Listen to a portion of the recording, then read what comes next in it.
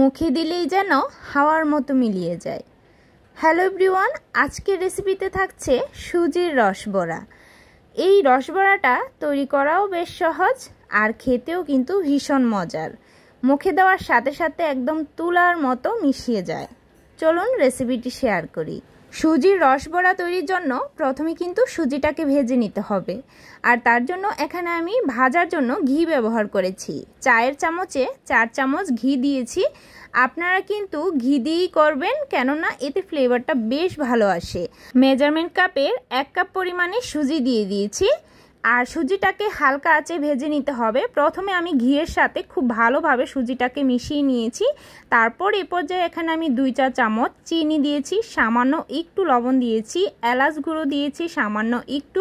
মিষ্টি যে কোনো কিছু রান্নাতে সামান্য একটু লবণ ব্যবহার করলে টেস্টটা কিন্তু ভালো আসে। সুজির রসবড়া তৈরির ক্ষেত্রে সুজিটাকে একটু সময় নিয়ে ভাজলে এতে করে ফ্লেভারটাও ভালো আসে, আর সুজিটা কিন্তু খুব ভালোভাবে মিশে যায়। তো আমি চুলার আঁচটা কমিয়ে রেখে যখন সুজিটা ভাজা হয়ে যাবে তখন প্রথমে 1 কাপ পরিমাণে লিকুইড দুধ ব্যবহার করেছি। দুধটা জাল করে নিয়েছি।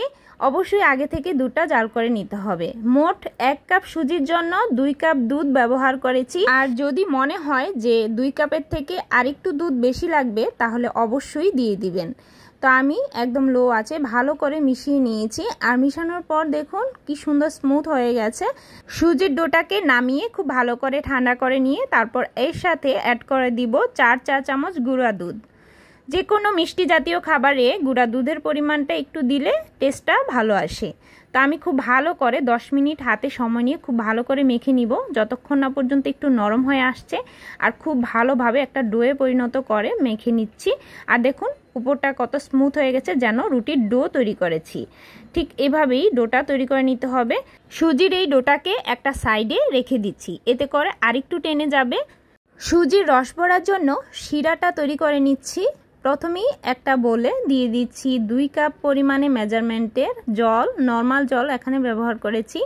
1 কাপ পরিমাণে চিনি দিয়ে দিচ্ছি। যতটুকু চিনি ব্যবহার করবেন তার ডাবল করে জল ব্যবহার করতে হবে। শিরা তৈরিতে এই মেজারমেন্টটা সঠিক থাকলেই শিরাটা পারফেক্ট হয়। সামান্য একটু এলাচ দিয়ে দিয়েছি থেতো করে, আর একটা বলক আসলেই শিরাটা নামিয়ে একটা সাইডে রেখে দিচ্ছি। সুজির রসবড়াতে মিষ্টির পরিমাণ কতটুকু রাখতে চান সে অনুযায়ী শিরাতে মিষ্টির পরিমাণটা ব্যবহার করবেন। এবার যেই সুজির ডোটা রেখেছিলাম সেখান থেকে আমি ছোট ছোট বল আকারে এভাবে তৈরি করে নিচ্ছি। মিষ্টির শেপে সবগুলো তৈরি করে নিচ্ছি। 1 কাপ সুজি থেকে অনেকগুলো পরিমাণে কিন্তু সুজির রসবড়া তৈরি করা যাবে। সুজির বলগুলো ভাজার জন্য এখানে একটা কড়াইয়ে বেশ পরিমাণে তেল বসিয়েছি। আর তেলটা মিডিয়াম গরম হলে চুলার আঁচটা একদম লোয়ে করে রেখে তারপর বলগুলো আস্তে আস্তে ছেড়ে দিতে হবে। ছাড়ার পর সাথে সাথে নাড়া যাবে না, 2 মিনিট অপেক্ষা করতে হবে। আর তারপর একটু নাড়াচাড়া দিয়ে সবগুলো এর পাশ ওপাশ উল্টে পাল্টে ভেজে নিতে হবে। সব সাইডগুলো সমানভাবে নাড়াচাড়া দিলে খুব সুন্দর একটা কালার আসে, আর না হলে একটা সাইডে কালার থাকবে অপর সাইডে বেশি হয়ে যাবে। তো আমি খুব ভালো করে নেড়ে চেড়ে এরকম লাল করে ভেজে নিয়েছি।